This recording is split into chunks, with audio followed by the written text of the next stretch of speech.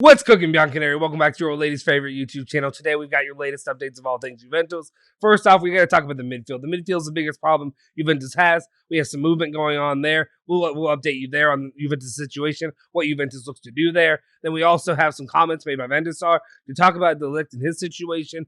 And then we're going to talk about what's going on with the potential another addition in that midfield that they're looking at for Juventus, as well as Morata's situation.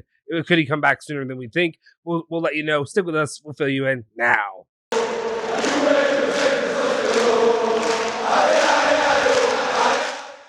Ciao ragazzi, welcome back. You're in the Bianconeri zone. My name is Justin Sofro, and today is Thursday, October 14, 2021. And I know it's a late video today. I apologize. It's been a long, busy day for me, but we've been able to get all that news together, and then we're going to put it out here for you now, so you get the latest and most important updates regarding all things Juventus. I'll be honest, if it hasn't been a bleep show with some of the news going out there. But anyway, let's just get into it. Before we do anything, hit that like button, smash that subscribe button if you're new to the channel, hit that bell icon as well to stay updated for all of our latest videos. First off, we're going to talk about the midfield. And we got Bernardeschi, who's making comments about Juventus' midfield, saying that Juventus has started working to bring in a midfielder. Economic resources are short, and opportunities must be seized. Also, needing to sell at least one player, Ramsey or McKinney. Especially with all the talk that we've been having lately when it comes to the midfield that they need to bring in guys that they should be looking to bring in. Tchouaméni, Van de Beek, whatever have you. This is not the most positive news that I've heard, is when you're saying that economic resources are short. We know that economic resources have been short for a long time, but that can't be an excuse not to bring in top-tier talent when you're Juventus. It can't be an excuse to lose out on Tchouaméni and to go for lesser talent. We'll talk about lesser talent. Not everything I'm saying is lesser talent, but you'll see where I'm going with this. Anyway, as we know, yeah, Ramsey or McKinney need to be sold, especially if you're going to bring in anybody else when it comes to Juventus right now. But it's important to see that they need to boost the midfield and what they have currently going on there. So that brings in one name, and that's Onda Cero, is saying that Juventus are interested in Sergei Roberto, who will be leaving Barcelona on a free transfer. He's a long-term, I think it's a central midfielder with Barcelona, a long-term player. He's an okay option. My problem with him, and one of my biggest problems when it comes to Juventus, and maybe I need to be a little bit more lenient right now with what we have. But he's, for the talent level and who he is, he doesn't bring enough to the table to justify to me bringing in a 29-year-old midfielder. That's one of my main issues, too, as he's up there in age. But it's an interesting name that's being thrown about right now. Maybe the reason is, too, cheaper options. Maybe Juventus is realizing that many players like that aren't as feasible as they once thought they would be as it stands right now. So that's why you're hearing names like Sergei Roberto. Again, doesn't do a lot to super excite me, for being honest. But it could be a decent option down the line. We'll see. We'll monitor that as it goes on. Then we move on and we have to talk about our own midfielder situation. And we're talking about Bernardeschi. And basically Bernardeschi's situation, this is Calcio Mercato who's talking about it, saying that Juventus have offered Bernardeschi a renewal with a pay cut from his current 4 million euros a year to 2.5 million euros. Bernardeschi is not convinced with this offer, who, despite his desire to stay, does not want to lower his demands. This is what I was talking about when I was talking about the bleep show. I just want to touch on this real quick. I'm not going to go too into detail, talk about anybody in particular, but what the heck is this fan base coming to right now? I'm on Twitter, and I know it's Twitter. It's Twitter. Let's see. What do we say when we talk about Twitter? I think Coach said it best. Twitter.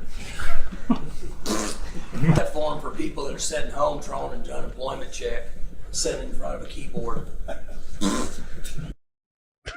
It always cracks me up when he says that. Anyway, take Twitter for what it's worth. Twitter is not the real world. One thing, to be honest, I love Twitter. I'm on Twitter all day. That's where I get all the news. But when it comes to a lot of the people out there, like, no offense, the people that are on Twitter, me included, is not everybody. It's actually a minority compared to the amount of people that actually exist. Not that many people actually have Twitter. So you have a vocal minority who like to spout a lot of BS, like to yell and scream, whatever have you. So I take it with a grain of salt.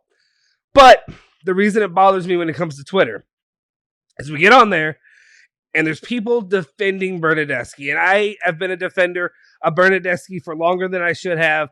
I've been a defender of a lot of Italian players. I'm an Italian shill.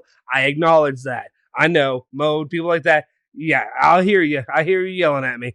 But anyway, when it comes to Bernardeschi, though, like, here's the thing. Saying that he's always healthy and to say that he'll play anywhere that he's forced to is not meaningful enough to extend his contract. It's not meaningful enough to pay him more. 2.5 million euros from Juventus to pay him for what he's been doing.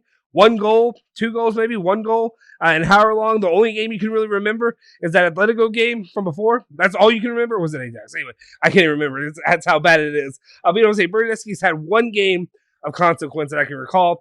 The 1 goal that I can recall lately that he's had was that 1 game. Technically, it clinched the season in 2019-2020. But that was the goal that he scored against Sampdoria to clinch the Scudetto that season. Whatever. It's fine. Somebody else would have done it if it weren't for him. But you know what I'm saying. Bernardeschi has not done enough to live up to Juventus quality. And that's my biggest problem when it comes to a lot of Juventus fans right now that are like coming to his defense or coming to argue that he deserves more or he deserves this, he deserves that, or whatever have you. No, he doesn't, guys. Up your standards. You need to up your standards if you're a Juventus fan. If you're not, what does that say about Juve? What does that say about the club that you love, that you think should be, challenging for a championship or Champions League, that should be winning Champions League, that should be winning Scudettos regularly, that won Scudettos for 9 freaking years in a row? Get it together. Do better. As fans, do better. Raise your standards. That's all I'm going to say. All right, let's move on. Okay, now we can talk about Van der Sar, who's talking about De Ligt and his situation, or just basically talking about De Ligt and everything that's going on with him. He said that Matthias has 2 masters at Juventus, Chiellini and Bonucci, but he is playing a lot. There's no questioning De Ligt's value, but let's not forget that he is 22 years old. Some criticism is normal, it's part of football, but Matthias is a guy who loves challenges. He's a top player and has a great mentality. He works hard to improve. I haven't seen De Ligt in training for 2.5 years, but I can assure you that when he's playing at Ajax, he always reminds me of Cristiano.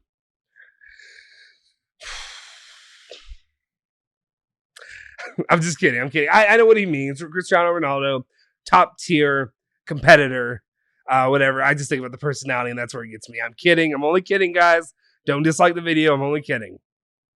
Okay. Anyway, he also says De Ligt, even early in the morning when he wasn't on the pitch, was in the gym. So yeah, it's a good thing to see. He is a competitor. He's a consummate professional when it comes to the way he goes about his game, the way he competes. He's a guy that Juventus needs to keep in lockdown for a long time. I know there's some rumors that get out there. Barcelona. Look, some rumors out there. But just in general, when it comes to his personal, the way he goes about the game, he is a professional. He's one of the best in the game right now when it comes to defenders, and he's one of the best youngsters. So Juventus need to do what they can to keep him and to instill him as a project that remains with Juventus for the foreseeable future. When it comes to Ronaldo, I understand what he's saying. Ronaldo is one of the best in the biz. But again, my thing with Ronaldo is just some of the attitude that I saw there at the end. It was piss poor. That's all I'll say. All right, let's move on. That's what Van der Sar had to say. Not bad comments overall, though. Then we got to look at Morata and his situation. It's Luca Bianchi is saying that Morata is doing better than expected. Barring complications, he will be available for Zenit Juve. A call-up against Roma cannot be completely excluded. So just good news overall, hearing that Morata is getting healthy, who's getting back in shape, ready to come back and play for Juve, and doesn't seem to have any lingering effects that will keep him out long-term. Always good. Need to have, there's nothing bad from having a fully healthy team overall. Hopefully we have Morata and Dybala back, and that way some of these younger guys don't have too much pressure on them overall. Anyway, that's all the news I really have for you today. Let me know your thoughts in the comment section down below. If you disagree with me, and I'm sure there's plenty of you out there that disagree with me, let me know. Feel free to battle me, argue against me. If you're going to argue with me, you're going to do it. I don't need to tell you to do it. Anyway, I appreciate it, though. Please hit that like button, hit the subscribe button if you haven't already. Join the community that we're establishing here at the Bianconeri Zone, as well as hit that bell icon to stay notified for all of our latest videos as soon as they drop. Make sure you follow Bianconeri Zone at Bianconeri Zone on Twitter and Instagram. Make sure you follow me at Justin Sofer on Twitter and Julian Genotti at Genotti151 on Twitter as well. Forza Juve, Forza Bianconeri.